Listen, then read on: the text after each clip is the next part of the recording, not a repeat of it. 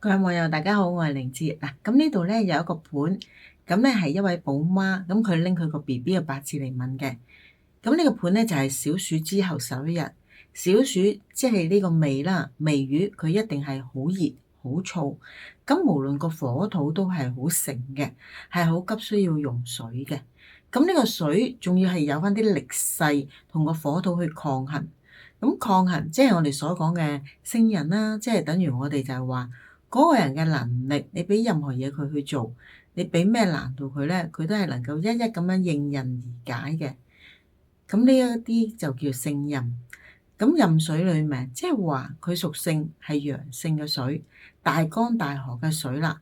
咁呢個水咧，又可以同火一齊去互相輝映，加上有三元九運，咁嗰個九子火運喺度咧，就偏幫咗呢個火嘅，所以用到咁強嘅水嘅時候，都帶有少少嘅虛弱，即係話喺拼搏嘅底下，其實好多嘢咧都做得到㗎，但係佢自己本身咧都係有些微嘅吃力。佢旺咧係跟住嚟嘅，第一，所有火過去嘅時間，咁啊火過咗去啦，比如話赤馬紅羊過咗啦，去到跟住落嚟隻狗仔年都過埋啦，咁呢個水咧又有力，就可以處理到呢一紮嘅火土啦。咁23歲呢個時候，其實就係話佢啱啱好就係佢嘅黃金時期。咁細個嘅環境咧就困難一啲，佢困難喺邊一度咧？咁係嗰個媽媽度啦，因為佢係水金咧就生水，咁啊能夠生佢，咁就係媽媽啦。因此就係話喺呢啲期間咧，就係呢一處啦。12歲之前係金生水，咁就係媽媽補足佢嗰些少嘅虛弱。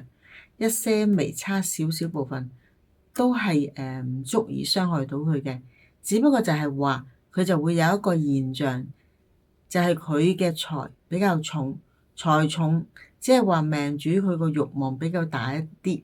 咁呢樣咧，我想要嗰樣，我想渴求渴望。咁喺呢個盤度睇到爸爸咧就滿足佢多啲嘅，因為爸爸咧係佢嗰個財星。咁可以供給佢好多嘅慾望啊、物慾啊、其他嘢俾到佢，咁所以只有加重咗佢嗰個貪婪，貪完一樣又一樣，只有媽媽處理得好一啲。除咗達到佢嘅目的之外咧，仲有一段解釋或者係教導啊，咁嗰個方式嚟到幫助佢。所以喺呢一個階段咧，全部大致上媽媽同佢係比較理想嘅，因此咁喺呢一度啦。咁呢段期間咧，媽媽付出嘅佢個氣力咧，係比任何階段咧係強嘅。咁母親係偉大啦，咁即係辛苦嘅時候勞心勞力自己去攞咯。過咗呢段期間啦，入咗13歲呢段時間咧，就唔使操心，唔使理㗎啦。